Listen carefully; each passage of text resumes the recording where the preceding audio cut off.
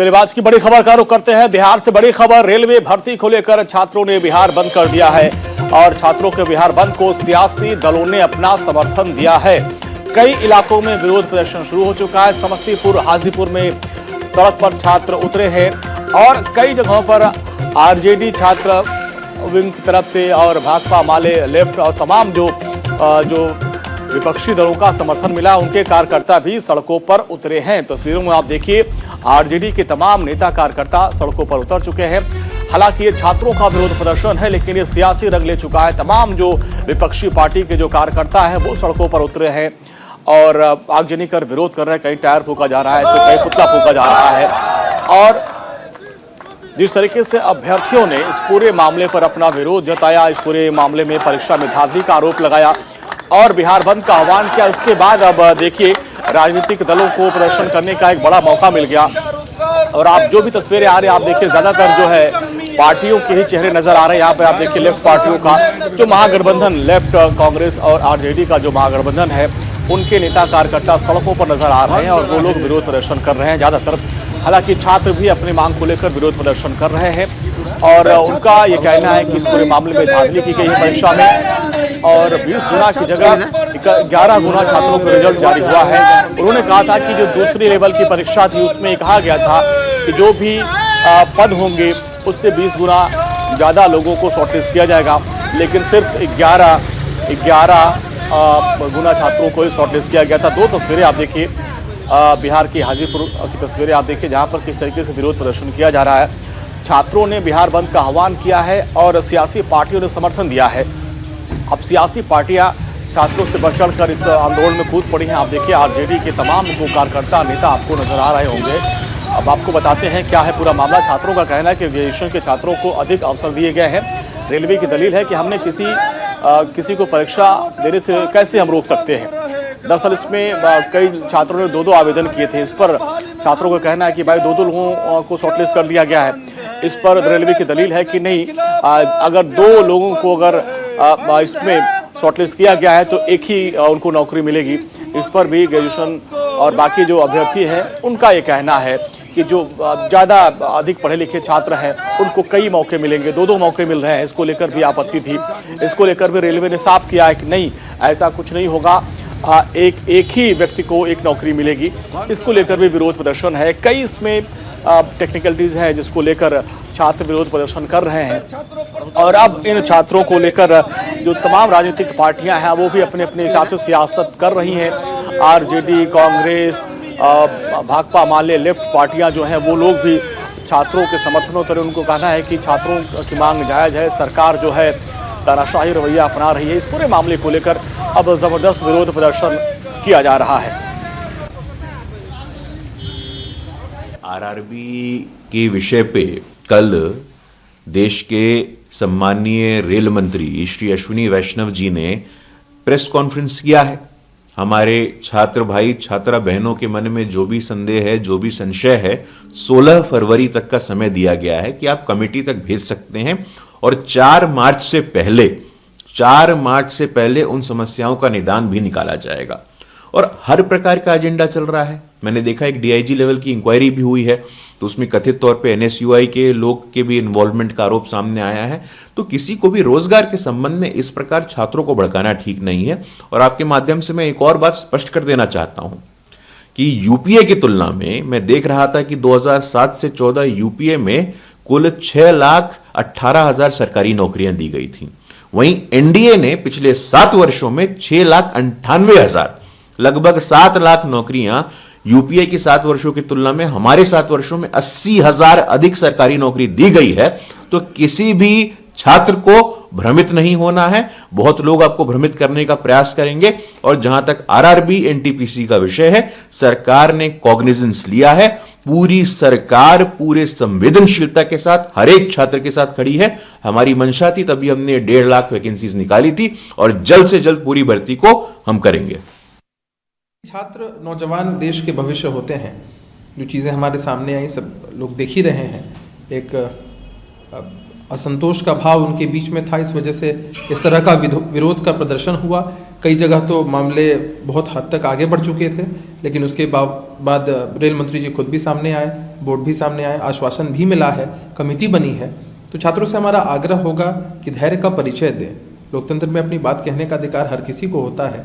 लोकतांत्रिक तरीकों से लोग विरोध भी करते हैं, लेकिन आप देश के भविष्य हैं। आपको कभी कानून को अपने हाथ में नहीं लेना है, सारी चीज़ों को समझना है।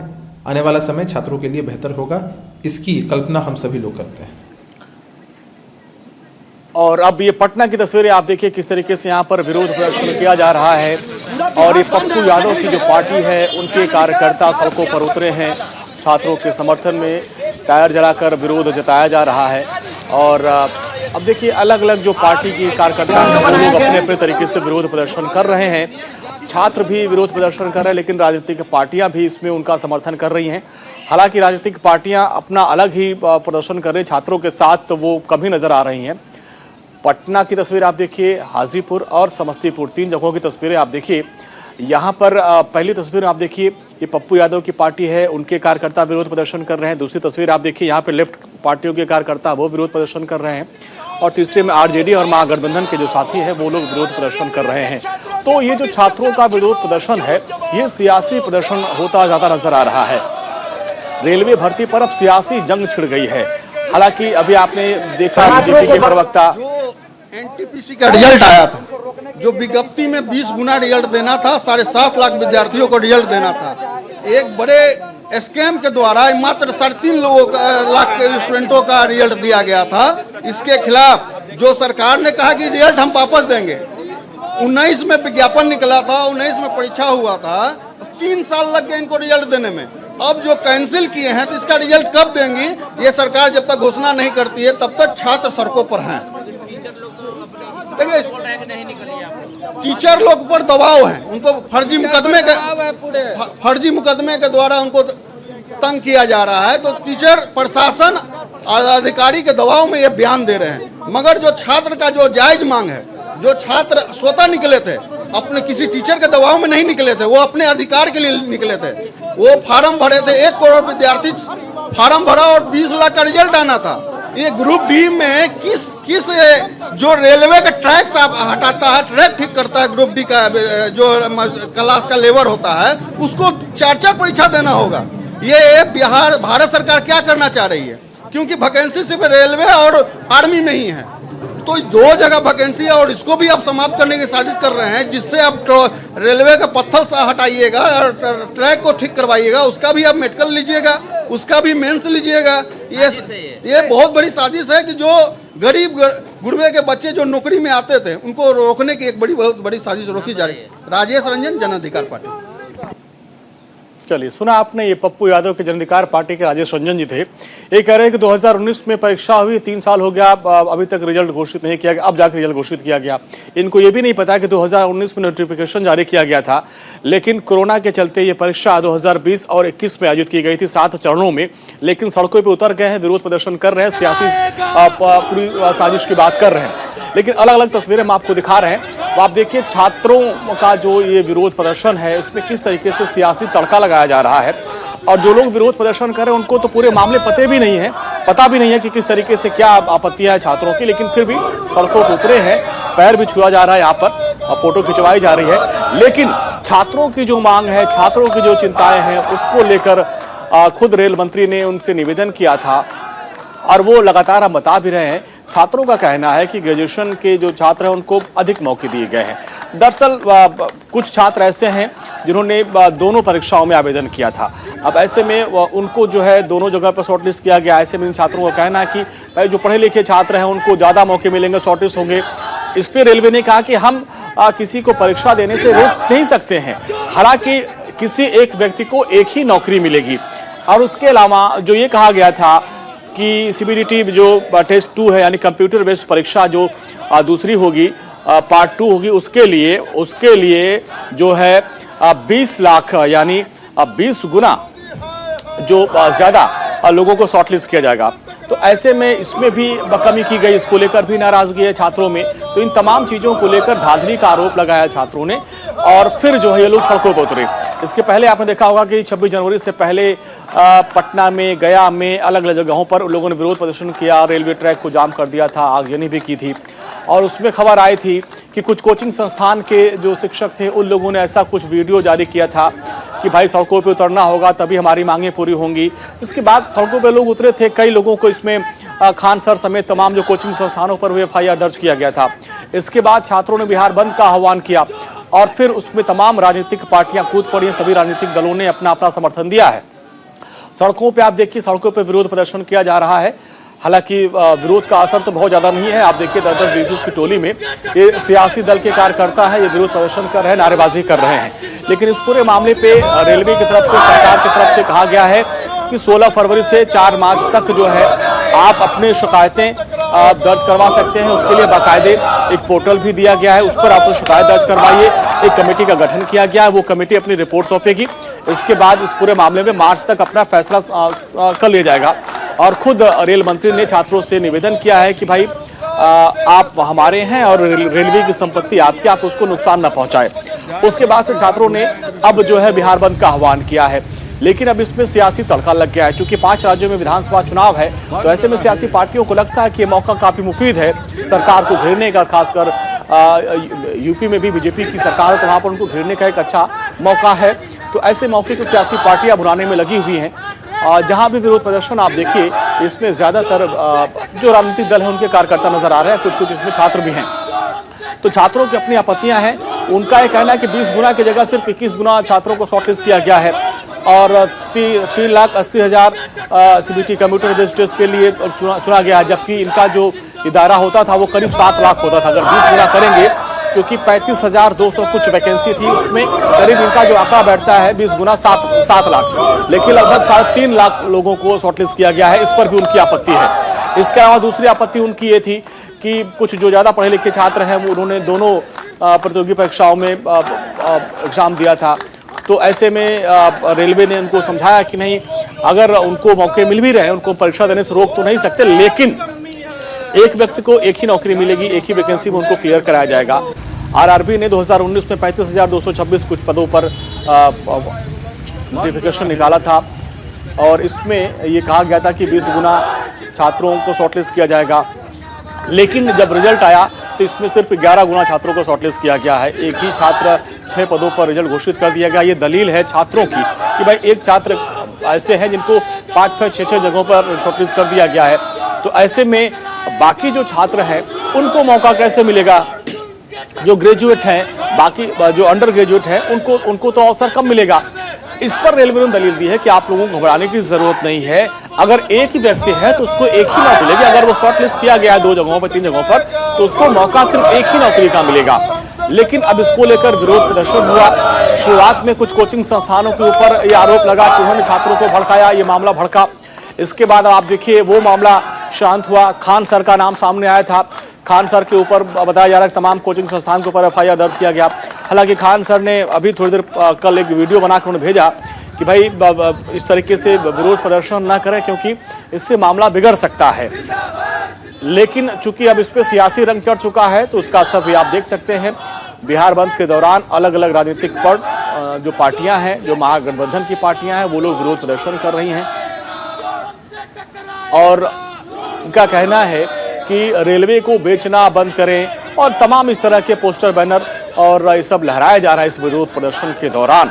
तो अब सवाल ये उठता है कि छात्रों की इस जंग में सियासी तड़का कौन लगा रहा है? सियासी बयानबाजी, सियासी बगावत क्यों हो रही है? इस पूरे मामले को लेकर अब तमाम राजनीतिक पार्टियां कूद पड़ी हैं। पप्पू यादव की पार्टी है, आरजेडी, लेफ्ट पार्टियां, कांग्रेस, सभी पार्टियों का समर्थन इसको है। ठीक है, समर्थन मिलना भी चाहिए, छात्रों की आवाज को बुलंद करना चाहिए, लेकिन इस पर सियासत भी नहीं होनी चाहिए। छात्रों की जो मांग है वो जायज़ है। चूंकि 2019 में ये वैकेंसी आई थी, अब 2022 में हम लोग खड़े हैं।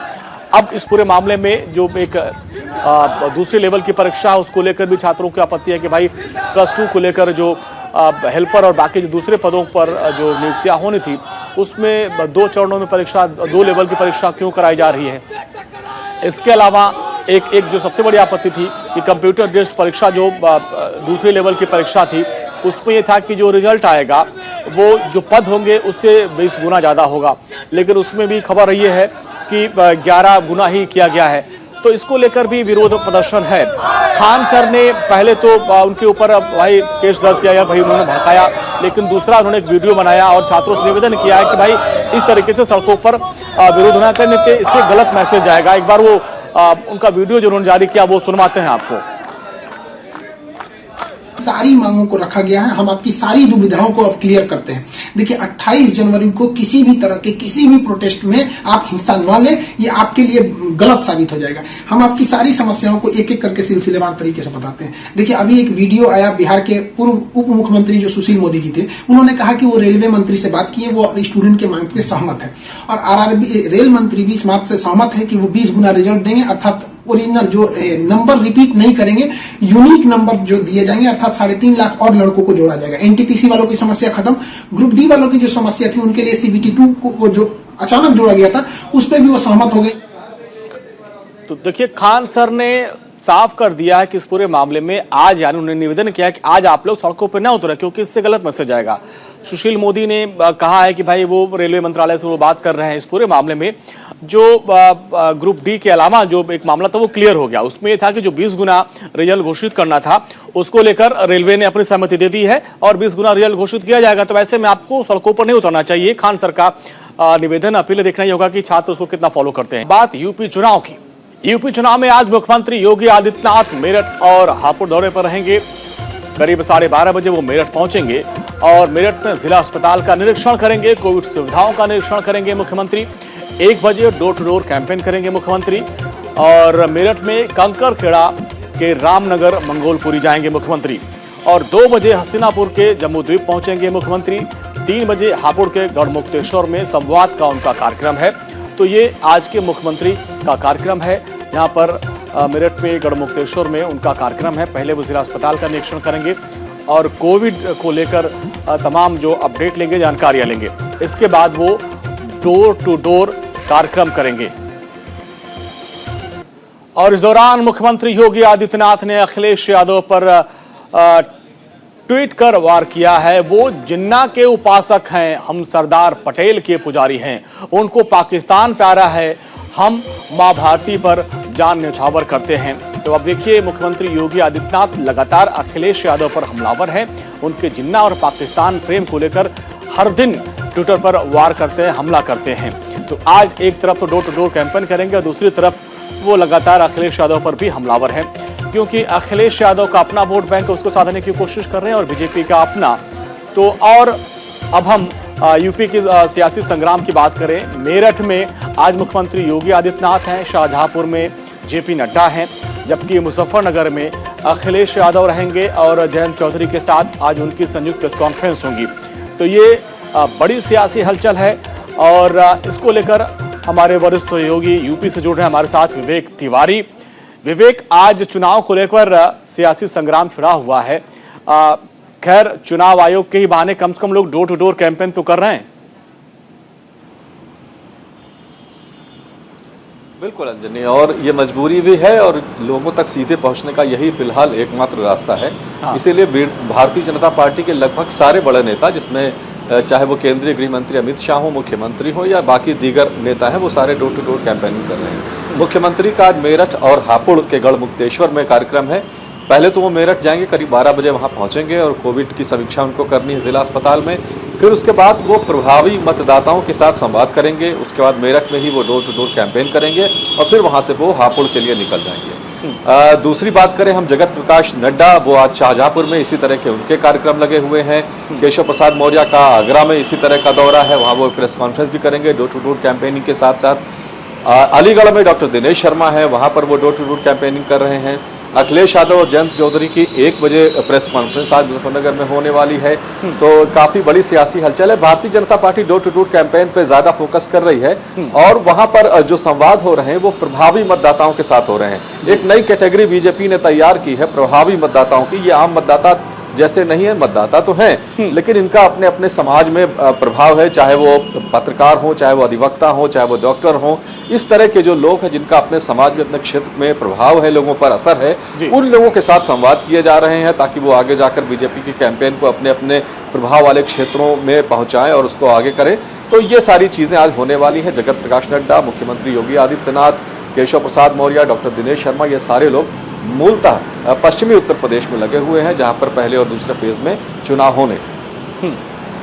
ठीक है विवेक, बहुत बहुत शुक्रिया इस पूरी बातचीत के। तो यूपी में जो सियासी घमासान मचा हुआ, सारी पार्टी अपने अपने तरीके से चुनाव प्रचार करे, लेकिन इसमें बीजेपी आगे दिख रही है। आगे बढ़ते हैं। गृह मंत्री अमित शाह आज उत्तराखंड दौरे पर रहेंगे। बड़ी खबर आपको बता दें, रुद्रप्रयाग में डोर टू डोर कैंपेन करेंगे अमित शाह। 11 बजे भगवान रुद्रनाथ के दर्शन करेंगे। इसके बाद 11:40 पर मेन बाजार में ही डोर टू डोर कैंपेन करेंगे। इसके अलावा चूंकि ये सैनिकों की भूमि कहा जाता है, तो ऐसे में उत्तराखंड के पूर्व सैनिकों के साथ अमित शाह संवाद भी करेंगे।